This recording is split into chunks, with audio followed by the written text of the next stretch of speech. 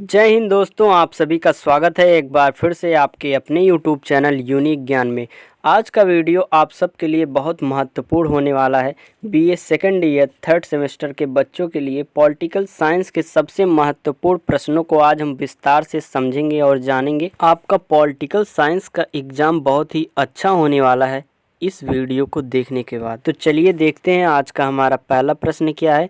अगर आप चैनल पर नए हों तो चैनल को सब्सक्राइब करें जिससे आपको आगे की वीडियोस प्राप्त हो सके। हमारा पहला प्रश्न है कि बहुदलीय पद्धति किसे कहते हैं। जिन राज्यों में प्रमुख राजनीतिक दलों की संख्या 2 से अधिक होती है पद्धति को बहुदलीय पद्धति कहते हैं। जिस भी प्रमुख राज्य में प्रमुख राजनीतिक दलों की संख्या 1 या 2 से अधिक होती है वह पद्धति बहुदल पद्धति कहलाता है। इसके पहले की वीडियो में हमने आपको एक दलीय एवं द्विदलीय पद्धति के बारे में विस्तार से बताया है। जिसने भी वह वीडियो न देखी हो आपको डिस्क्रिप्शन में उस वीडियो की लिंक मिल जाएगी, आप जाकर अवश्य देखें। अगला प्रश्न हमारा है कि बहुदलीय पद्धति किन देशों में है।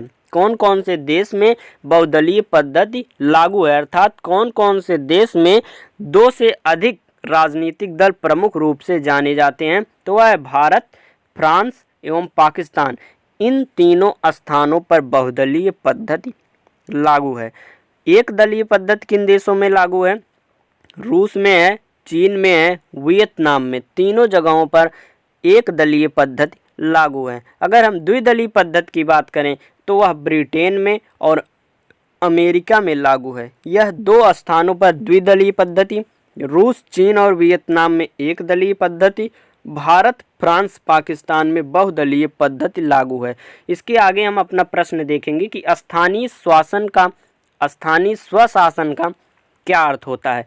हम डॉक्टर आशीर्वादन के अनुसार देखेंगे कि स्थानीय स्वशासन केंद्रीय सरकार के अधिनियम द्वारा निर्मित एक ऐसी शासकीय इकाई है जिसमें नगर या ग्राम जैसे एक क्षेत्र की जनता द्वारा चुने हुए प्रतिनिधि होते हैं और जो अपने अधिकार क्षेत्र की सीमाओं के भीतर अधिकारों का प्रयोग करके लोक कल्याण करते हैं।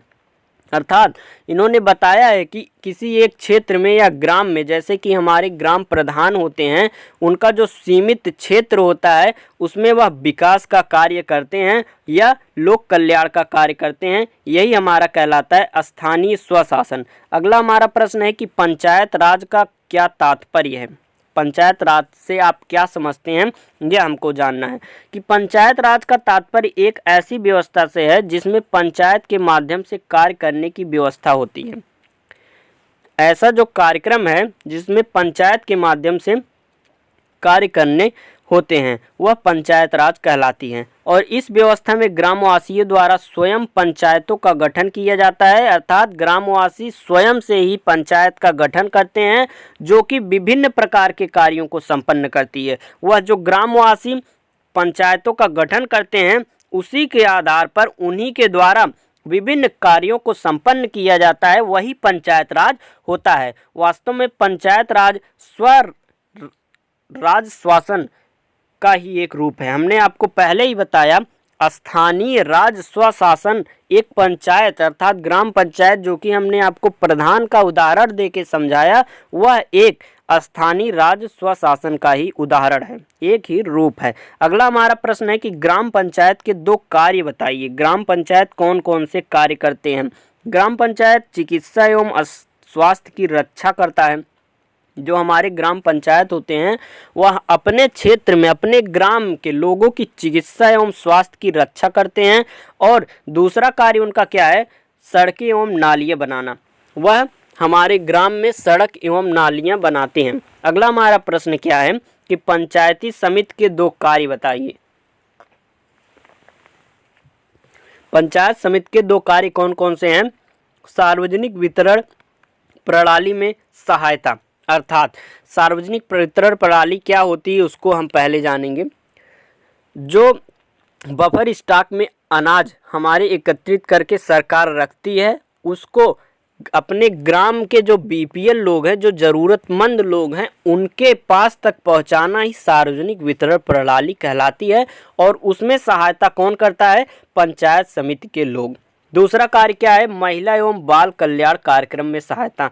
महिलाओं के लिए जो कल्याण हितकारी कार्य होते हैं उनको करना एवं बालकों की स्वास्थ्य के लिए जो कार्य सरकार नियम लाती है उनके सहायता करना ही पंचायत समिति का कार्य है। अगला हमारा प्रश्न है कि जिला पंचायत के 2 कार्य बताइए। जिला पंचायत सड़कों का निर्माण और पुरानी सड़कों की मरम्मत करवाता है।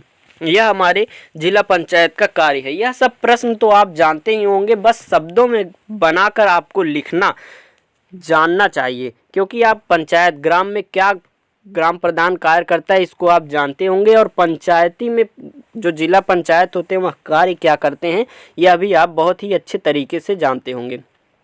जिले की ग्राम पंचायतों एवं क्षेत्रों की पंचायतों पर नियंत्रण रखना, ये जिला पंचायत का कार्य है। अगला प्रश्न हमारा है कि पंचायत में भारत में पंचायत राज प्रणाली की 3 प्रमुख समस्याएं कौन कौन सी हैं। जो भारत में पंचायत राज प्रणाली है उसकी समस्या कौन कौन सी है। पहली समस्या है पंचायत के चुनाव में राजनीतिक दलों की घुसपैठ, उसमें जो राजनीतिक दल हो जाते हैं वह घुसपैठ करते हैं। दूसरा है अशिक्षा और अज्ञानता, और तीसरा है सरकारी अधिकारियों का अनावश्यक हस्तक्षेप। यह सब 3 प्रमुख समस्या है किसकी, भारत में पंचायत राज्य प्रणाली की। अगला हमारा सबसे बहुत ज़्यादा इम्पोर्टेंट प्रश्न, क्योंकि यह दीर्घ उत्तरी में आपको देखने को मिल सकता है, लघु उत्तरी में देखने को मिल सकता है। अगर आप इसके बारे में शब्दों को बनाने में सक्षम है तो आप बहुत अच्छे से लिख पाएंगे। दबाव समूह क्या है, हित समूह ही जब अपने हितों की प्राप्ति के लिए शासन पर दबाव डालते हैं तो वे दबाव समूह कहलाते हैं। जो हित समूह होते हैं वह जब अपने हितों के लिए शासन पर दबाव डालते हैं तो वह दबाव समूह कहलाते हैं। ये हमारा दबाव समूह का प्रश्न हो गया। अगला प्रश्न हमारा दबाव समूह को परिभाषित कीजिए। दबाव समूह को परिभाषित करना है तो हम डेविड टूमैन के अनुसार दबाव समूह की परिभाषा देखेंगे कि राजनीतिक दबाव समूह मानव का वह समूह है जिसके समान हित हों तथा जिन हितों के इर्द गिर्द बने हुए उद्देश्यों को उसके सदस्य राजनीतिक प्रक्रिया से प्राप्त करना चाहते हों और उसके लिए संगठित होकर प्रयास कर रहे हों तो वह दबाव समूह कहलाता है। जो राजनीतिक प्रक्रिया से अपने उद्देश्यों को प्राप्त करने का प्रयास कर रहे हों और उस उद्देश्य को प्राप्त करने के लिए संगठन बनाए हों वही दबाव समूह कहलाता है। दबाव समूह के 4 प्रकार लिखिए।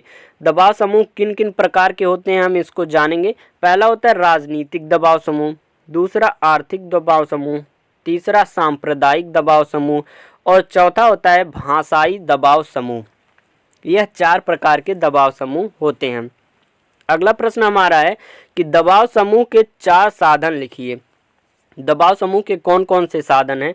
प्रचार प्रसार करते हैं, अपने हितों को पूर्ण कराने के लिए वह प्रचार प्रसार के माध्यम से अपनी शासन के पास, अपनी सरकार के पास अपनी बात को पहुंचाते हैं तो उनका साधन क्या हो गया, एक प्रचार प्रसार। दूसरा क्या होता है शांतिपूर्ण आंदोलन, वह शांतिपूर्वक आंदोलन करते हैं अपने हितों को प्राप्त करने के लिए। तीसरा क्या है हिंसा एवं तोड़फोड़ करते हैं। जब उनका कार्य शांतिपूर्ण आंदोलन से सफल नहीं होता है तो वह हिंसा और तोड़फोड़ पर उतर आते हैं, लेकिन अपने हितों को अवश्य पूरा कराने की पूरा प्रयास करते हैं। अगला है हमारा अनैतिक साधन, जो कि बहुत ही कम मामलों में देखा जाता है। अगला प्रश्न हमारा है कि दबाव समूह के 2 महत्व लिखिए। दबाव समूह हमारे लिए क्यों आवश्यक है, राजनीति में क्यों आवश्यक है यह दबाव समूह। दबाव समूह अपने साधनों द्वारा सरकारी निरंकुशता को कम करता है। अगर सरकार बन जाती है वह निरंकुश रूप से अगर शासन करने लगे, दबाव समूह अगर न उपस्थित हो तो। दूसरा है दबाव समूह स्वस्थ जनमत निर्माण करके लोकतंत्र में सहयोग करते हैं। यह भी दबाव समूह का एक महत्व है। अगला हमारा प्रश्न है हित समूह किसे कहते हैं। हमने ऊपर जाना था कि हित समूह जब अपने हित के लिए ही सरकार पर दबाव डालने लगते हैं तो वह दबाव समूह कहलाते हैं। लेकिन हित समूह क्या होते हैं यह भी हमें जानना बहुत आवश्यक है कि हित समूह वह प्रक्रिया है जिसके द्वारा शक्ति अथवा समूहों की मांग का निर्णय करने वाले समक्ष प्रस्तुत करते हैं। हित निर्माण की प्रक्रिया कहलाती है, अर्थात जिसके द्वारा वह प्रक्रिया है जिसके द्वारा समूहों की मांग का निर्णय करने वालों के समक्ष प्रस्तुत करते हैं और हित निर्माण की प्रक्रिया कहलाती है, वह हित समूह के द्वारा ही की जाती है। अब हम जानेंगे हित समूह और दबाव समूह में अंतर क्या है। हित समूह प्रमुख रूप से अनुनय साधन अपनाते हैं, लेकिन दबाव समूह सामान्यतः दबाव की तकनीकें अपनाते हैं। जो हित समूह होते हैं वह अनुनय विनय करके सरकार तक अपनी बात पहुंचाते हैं और अपने हितों का कार्य करवाते हैं, लेकिन दबाव समूह जो होता है वह दबाव की तकनीकें अपनाता है। अगला हमारा प्रश्न है कि मतदान व्यवहार का क्या अभिप्राय है। मतदान व्यवहार का अभिप्राय यह है कि मतदाता अपने मताधिकार के प्रयोग में किन तत्वों से प्रभावित होता है। मतदान व्यवहार में सर्वप्रथम तो यह अध्ययन किया जाता है कि कौन से व्यक्ति को मताधिकार का प्रयोग करने के लिए प्रेरित और कौन से व्यक्ति को उसे इस संबंध में निरुत्साहित करते हैं। मतदान व्यवहार में यही पता लगाया जाता है कि कौन सा ऐसा व्यक्ति है, उसका अध्ययन करते हैं लोग कि कौन सा ऐसा व्यक्ति है जिसके ऊपर अपने पार्टी को देने के लिए दबाव डाला गया है। कोई कोई जैसे पार्टी होती है किसी को वोट डालने के लिए प्रेरित करती है, दबाव डालती है कि मुझे ही वोट देना, लेकिन कोई कोई ऐसा होता है कि जो वोट देना ही नहीं चाहता है। इन सभी चीज़ों को पता लगाने के लिए एक मतदान व्यवहार का अध्ययन किया जाता है। अगला हमारा प्रश्न है, मतदान व्यवहार को प्रभावित करने वाले प्रमुख तत्वों का उल्लेख कीजिए। मतदान व्यवहार को प्रभावित करने वाला पहला है जातिवाद, नेतृत्व, राजनीतिक स्थिरता और केंद्र में सुदृढ़ सरकार की आकांक्षा, और चौथा है दलों का विचारधारा, कार्यक्रम और नीति, पांचवा है क्षेत्रवाद की प्रवृत्ति आदि। यह सब हमारे प्रमुख तत्व हैं मतदान व्यवहार को प्रभावित करने वाले। अगला हमारा प्रश्न है कि 1977 के लोकसभा चुनाव में मतदान व्यवहार को प्रभावित करने वाला प्रमुख तत्व क्या था। इसको हम जानेंगे कि 1977 के लोकसभा चुनाव में जो मतदान व्यवहार को प्रभावित करने वाला प्रमुख तत्व था वह क्या था। 1977 के लोकसभा चुनाव में मतदान व्यवहार को प्रभावित करने वाला प्रमुख तत्व था कि भारतीय जनता की लोकतंत्र को बनाए रखने की इच्छा और आकांक्षा तथा शासन की जातियों का विरोध। ज्यादती जो होती थी उनके ऊपर, ज्यादती मतलब आप समझ रहे हैं, उनका विरोध। अगला हमारा प्रश्न है कि 10वीं लोकसभा चुनाव 1991 में मतदान व्यवहार को प्रभावित करने वाले प्रमुख तत्व का उल्लेख कीजिए। देखिए आपको टॉपिक वाइज प्रश्न मिल रहे हैं। देखिए हमने सबसे पहले लोकतंत्र पढ़ा पहली वीडियो में, फिर दलीय व्यवस्था पढ़ी कि दल समूह क्या होते हैं, राजनीतिक दल क्या होते हैं, फिर हमने पढ़ा मतदान व्यवहार जो कि हमारा टॉपिक चल रहा है, उस पे प्रश्न हम देख रहे हैं कि 10वीं लोकसभा चुनाव 1991 में मतदान व्यवहार को प्रभावित करने वाले प्रमुख तत्व का कौन है उनका उल्लेख कीजिए। 10वीं लोकसभा चुनाव में मतदान व्यवहार को प्रभावित करने वाले प्रमुख तत्व मंडल आयोग की रिपोर्ट, राम जन्मभूमि मंदिर विवाद एवं राजीव गांधी की असामयिक हत्या एवं महंगाई, यह सब जो तत्व थे वह 1991 जो 10वीं लोकसभा चुनाव थी उसके मतदान व्यवहार को प्रभावित करने वाले तत्व थे। अगला हम देखेंगे कि 13वीं लोकसभा चुनाव 1999 में मतदान व्यवहार को प्रभावित करने वाले प्रमुख तत्व कौन कौन से थे।